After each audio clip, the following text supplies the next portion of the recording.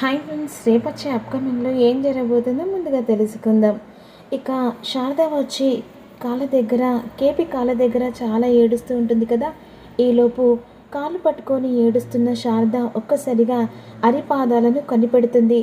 ఇక ఈయనకు పుట్టుమచ్చ ఉండే కదా అని చెప్పేసి ఇక అంటే ఈయనే కృష్ణప్రసాద్ కాదు, అంటే నా భర్త కాదు అని చెప్పేసి ఒక్కసారిగా ఇక అరికాళ్ళకు పుట్టుమచ్చ గమనించి అతనికి కాళ్ళకు పుట్టుమచ్చ లేదని చూసి ఒక్కసారిగా కాళ్ళ దగ్గర నుంచి అకస్మాత్తుగా లేస్తుంది. వెంటనే బయటకు వచ్చేసరికి ఏమైంది అత్తయ్య, ఏం జరిగిందని భూమి అడుగుతుంటుంది. అమ్మ, అసలు ఆ డెడ్ బాడీ మీ మామయ్యది కాదమ్మా. ఏం మాట్లాడుతున్నారు అత్తయ్య? అది మామయ్య డెడ్ బాడీ కాదమ్మా. మీ మామయ్య అరికాలు పాదుకు పుట్టుమచ్చ ఉండేది. అతనికి ఆ పుట్టుమచ్చ లేదంటే మీ మామయ్య ఎక్కడో చోట బ్రతికే ఉన్నాడమ్మా అని చెప్పేసి ఈ విధంగా భూమికి శారద చెప్తూ ఉంటుంది. ఇక ఒక్కసారిగా భూమి షాక్ అయిపోతుంది. అంటే మామయ్య ఎక్కడో చోట బ్రతికే ఉన్నాడన్నమాట. అవునమ్మా, మీ మామయ్య శవం కాదు, అంటే మీ మామయ్య ఏదో ఒక చోట బ్రతికే ఉన్నాడు అని చెప్పేసి ఈ విధంగా అనుకుంటూ ఉంటారు. ఇక ఈలోపు వెంటనే లక్ష్మి భర్త హాస్పిటల్ దగ్గరికి తీసుకెళ్ళి వెంటనే ట్రీట్మెంట్ జరిపిస్తూ ఉంటారు కదా. ఇక అదే సమయానికి కేపీ దగ్గర ఉన్న ఫోన్ తీసుకొని అందులో నెంబర్లు చూస్తూ ఉంటారు. ఇక ఈ ఫోన్లో ఉన్న నెంబర్లు ఎవరెవరి పేర్లో ఉన్నాయే మనకు చదువు రాదు కదా, ఎవరినో ఇక వాళ్ళకు ఫోన్ చేసి వాళ్ళను పిలిపిస్తే సరిపోతుంది కదా అని చెప్పేసి లక్ష్మి భర్త అంటుంటారు. అట్నే అయ్యా, ఎలా అయితేంది, ఇగో గీ నరసమ్మతో గీ ఫోన్ చేయించి ఇక ఏ విషయమైనా వాళ్ళకి చెప్తే వాళ్ళు వస్తారు కదా, ఎందుకంటే చనిపోయారని చెప్పేసి అక్కడి నుంచి వెళ్ళిపోయారు. కనీసం వాళ్ళకి తెలిస్తే కాస్త కుదుట పడతారు కదయ్యా అని లక్ష్మి విధంగా అంటుంది. మరోవైపు భూమి శారదను పక్కకు తీసుకొస్తుంది. అత్తయ్య, ఎలాగైనా సరే ఈ విషయం ఎవరికీ తెలియకూడదు, మామయ్య బ్రతికున్న విషయం ఎవరికీ తెలియకూడదు అని అంటుండగా, ఎందుకమ్మా, ఇప్పుడున్న పరిస్థితిని చూస్తున్నావు కదా, అందుకనే మామయ్య అని చెప్పేసి అందరినీ నమ్మించి మామయ్య ఎక్కడున్నాడో కనిపెట్టాలి, అంతేకాదు మామయ్య ఉన్న చోట కూడా మనం అక్కడికి వెళ్ళాలి అని చెప్పేసి ఈ విధంగా ఆ దేవుడు దయవల్ల మీ మామయ్య బ్రతికే ఉన్నాడు. నా మంగళసూత్రానికి ఇక ఏ అడ్డు అదుపు కూడా లేదు. అంతేకాదమ్మా, ఆ దేవుడు నా మంగళసూత్రాన్ని తీసుకెళ్ళాడని బాధపడ్డాను. ఈయన ఎక్కడున్నా సరే చల్లగా ఉండడమే నాకు కావాలి అని చెప్పేసి ఈ విధంగా అంటుంది. ఈలోపు కావలసిన కార్యక్రమాలు జరిపిస్తారు కదా. వెంటనే ఇక శ్మశానానికి తీసుకెళ్ళిన తర్వాత గగన్ చేత ఇక కార్యక్రమం జరిపించాలని చెప్పేసి ఈ విధంగా అనుకుంటున్న సమయంలో వెంటనే శరత్చంద్ర వాడి చేత ఏ కార్యక్రమం జరిపించాల్సిన అవసరం లేదు, ఎలాగైనా కొరివి పెట్టేది ఇక చెర్రీ మాత్రమే అని చెప్పేసి చెర్రీ చేత పెట్టించడానికి గొడవ చేస్తూ ఉంటాడు. అది కాదు మామయ్య, అన్నయ్య ఉన్నాడు కదా పెద్ద కొడుకుగా, నేనెందుకు అని అంటుండగా, వాడు పెద్ద కొడుక, ఎవరు చెప్పారా, నువ్వే ఇంటికి పెద్ద కొడుకువి, నువ్వే కొరివి పెట్టాలి అనే విధంగా వెంటనే చెర్రీ చేత కొరివి పెట్టిస్తారు. కానీ ఇక శారదయ్య గొడవ చేరు, ఎందుకంటే ఇక్కడ కేపీ బ్రతికే ఉన్నాడని చెప్పేసి శారదకు తెలిసిపోతుంది. ఈలోపు వెంటనే అందరు కలిసి ఇంటికి వస్తారు కదా. ఇక మరోవైపు భూమి శారదను తీసుకొని ఇంటికి వెళ్ళిపోతుంది. అలా తన చేతికి గాజులు అన్నీ తీసేస్తాడు. 3వ రోజు వరకు మొత్తం కార్యక్రమం మొత్తం జరిపిస్తారు కదా. వెంటనే గగన్ ఇక కేపీకి పిండం పెట్టాలని చెప్పేసి తెలియకుండానే వెళ్ళి పంతులు గారితో మాట్లాడి చెరువు దగ్గర ఇక కేపీ ఫోటో పెట్టి పిండం పెడుతూ ఉంటాడు.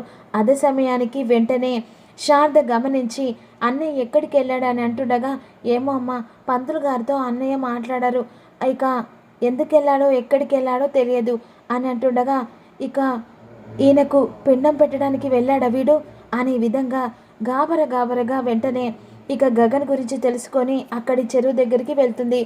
ఇక కేపీకి పిండం పెడుతూ ఉంటాడు గగన్. ఈలోపు గగన్ అని గట్టిగా అరుస్తుంది. వెంటనే గగన్ అక్కడ కూర్చున్న వర్కలు లేస్తాడు. ఏంటమ్మా అంటుండగా, అసలు ఏం చేస్తున్నావురా, ఎందుకమ్మా ఏం చేస్తున్నావు అంటున్నావు, ఎలాగో చనిపోయాడు కదా, అతని తృప్తికైనా కనీసం నీ బాధ్యతైనా నెరవేరుస్తున్నా, అయినా ఇలాంటి వాడికి ఎలాగో కొరివి పెట్టలేదు, కాస్త పిండం పెడతానన్నా మనల్ని పట్టించుకోక పీడించక వదిలేస్తాడని ఇలా పిండం పెడుతున్నాను, ఎంత మాట అన్నావురా అని చెప్పేసి వెంటనే గగన్ చెంప పగల కొడుతుంది. ఏంటమ్మా నన్ను కొట్టావా? అవునరా నిన్నే కొట్టాను. ఎప్పుడు కొట్టండి ఈయన వల్ల ఈరోజు కొట్టావు కదా, చచ్చిన కూడా ఆఖరికి మన మధ్యలో ఈయన చిచ్చు పెట్టాడు కదా, మళ్ళీ అదే మాట. ఆయన చావలేదురా, బ్రతికే ఉన్నాడు. ఏం మాట్లాడుతున్నావమ్మా? ఏం మాట్లాడుతున్నావు? అర్థమవుతుందా? అవునరా అర్థమవుతుంది, నా భర్త బ్రతికే ఉన్నాడు అని విధంగా అంటుండగా వెంటనే గగన్ చేయి పట్టుకొని శారద ఇంటికి తీసుకొస్తుంది. ఈలోపు భూమి కేపీ గురించి తెలుసుకోవాలని చెప్పేసి అలా బయటి వాళ్ళతో ఇక వెంటనే భూమి ఎంక్వైరీ చేస్తూ ఉంటుంది. ఈలోపు భూమికి ఒక నర్సు ఫోన్ చేస్తుంది. హలో మేడం, మేము ఇక చిన్న పల్లెటూరు నుంచి వెళ్ళి ఫోన్ చేస్తున్నాం. చెప్పండి మేడం. ఏం లేదు మేడం, మీకు కావలసిన వ్యక్తి ఇక్కడ హాస్పిటల్లో జాయిన్ చేశారు. ఇక వేరే వాళ్ళు కాపాడి ఇక్కడ జాయిన్ చేశారు, వాళ్ళతో మాట్లాడండి అని చెప్పేసి వెంటనే లక్ష్మికి ఫోన్ ఇస్తుంది. అమ్మ మీరెవరో మాకు తెలియదమ్మా, కాకపోతే ఇక ఒక అతను పెద్దింటైనా లాగా ఉన్నాడు, ఆ బండరాతులలో పడ్డున్నాడు, కొన ఊపిరితో ఉన్నారని మేము హాస్పిటల్కి తరలించామమ్మా. ఇప్పుడు హాస్పిటల్లోనే చికిత్స పొందుతున్నాడమ్మా.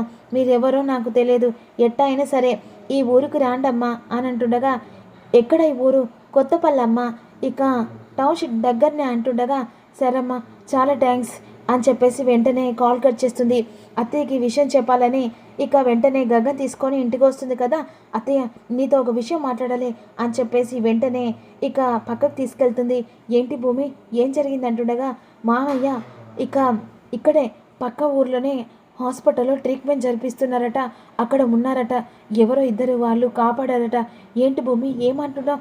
అవునత్తయ్య వెంటనే మనం అక్కడికి వెళ్ళాలి అని చెప్పేసి ఇద్దరు కలిసి ఇక ఇంట్లో ఎవరికి తెలియకుండా హాస్పిటల్ దగ్గరికి వస్తారు. లక్ష్మి ఇక బయట అలా కూర్చుంటుంది కదా. వెంటనే ఇక తన భర్త గురించి అక్కడ అడిగేసరికి ఇక హాస్పిటల్ లోపలికి వచ్చి భూమి ఇక శారద హాస్పిటల్లోకి వస్తారు కదా. వెంటనే లోపలికి తీసుకెళ్ళేసరికి ట్రీట్మెంట్లో ఇక కాస్త కోమాలో ఉంటాడు. వెంటనే డాక్టర్లు కలుస్తుంది భూమి. అతను మా మావయ్య అని అంటుండగా ఈలోపు లక్ష్మమ్మ మాట్లాడుతూ ఉంటుంది. చాలా థ్యాంక్స్ అమ్మా, నువ్వు కాపాడింది నా ప్రాణాన్ని కాదమ్మా, నా మాంగళ్యాన్ని అని చెప్పేసి ఈ విధంగా అంటుండగా, అయ్యో తల్లి మిమ్మల్ని చూస్తుంటే పెద్దింటి వాళ్ళ ఉన్నారు, ఏ గొడవ జరిగిందో ఏందో అని నేనే మా పెనిమిటను నేనిద్దరం కలిసి కాపాడమ్మా. అయితమెత్తి అమ్మ, నువ్వు కాపాడినందుకు నీకు కోటి దండాలు పెట్టినా కూడా తక్కువే అమ్మా అని ఈ విధంగా ఇక శారద అంటూ ఉంటుంది. అయ్యో ఎందుకమ్మా అలా మాట్లాడుతున్నావు? ఏదో మాకు తోసిన సాయం చేసి గిట్ట హాస్పిటల్లో తీసుకొస్తాం, ఎందుకంటే పానసూతూ ఊరుకోలేము కదా అని ఈ విధంగా అంటుండగా ఇక వెంటనే చేతికున్న గాజులు ఆ లక్ష్మమ్మకి ఇస్తుంటారా. వద్దమ్మా, ఎందుకంటే కాపాడింది సాలమ్మ, ఏదో డబ్బు కాసపడి కాపాడలేదు. లేదమ్మా మా తృప్తికి, ఎందుకంటే ఇది తీసుకున్నంత మాత్రాన డబ్బు ఆశపడి కాదమ్మా, ఎందుకంటే నాకు కాపాడింది నా భర్తను అని చెప్పేసి బలవంతంగా లక్ష్మమ్మ చేతిలో ఆ బంగారు గాజులు పెడుతుంది. వెంటనే లోపలికి వెళ్ళి చూడొచ్చే డాక్టర్ అంటుండగా, కానీ ఐసీ కదా డిస్టర్బెన్స్ చేయకుండా ఇక తనని నార్మల్గా చూసిరండి అనేసరికి భూమిను శారద లోపలికి వచ్చి చూస్తారు. కానీ సిచ్యువేషన్ చాలా క్రిటికల్గా ఉంటుంది కదా, ఆక్సిజన్ పెడతారు కదా, అది చూసి గుండెలు బాదుకొని శారద ఏడుస్తుంటుంది. అత్తయ్య మీరు ఇప్పుడు ఏడవలసిన అవసరం లేదు, ఎందుకంటే మావయ్య నువ్వు చేసిన పుణ్యానికే బ్రతికి ఉన్నాడు అని చెప్పేసి ఈ విధంగా భూమి అంటూ ఉంటుంది. ఏ విషయమైనా సరే అత్తయ్య ఈ విషయం ఎవరికీ తెలియకూడదు, మామయ్య కోలుకున్నంతసేపు మనం ఇలాగే మామయ్య గురించి తెలియనట్టుగానే ఉండాలి, ఎందుకంటే అపూర్వ ఆగడాలకు ఆనకట్ట వేసి తన బండారం బయట పెట్టాలంటే మామయ్యను అజ్ఞాతవాతంలో ఉంచాలని చెప్పేసి భూమి అంటుంది. మరోవైపు చేతికి గాజులు అవన్నీ తీసిన ఇక మీరా బొట్టు లేకుండా ఉండేసరికి అది చూసి చెర్రి చాలా బాధపడుతూ ఉంటాడు. ఈలోపు అపూర్వ కావాలని మీరను అవమానిస్తూ ఉంటుంది. మరి రాబోయే ఎపిసోడ్లో ఏం జరుగుతుంది? మరి కేపీ బ్రతికున్న విషయం వెంటనే భూమి తెర మీదికి కేపీని తీసుకొచ్చిన తర్వాత అపూర్వ బండారం బయటపడబోతుంది అనేది రివ్యూలో తెలుసుకుందాం. మీరు అస్సలు మిస్ కాకుండా చిన్న లైక్ కొట్టి కామెంట్ చేయండి. Thank you.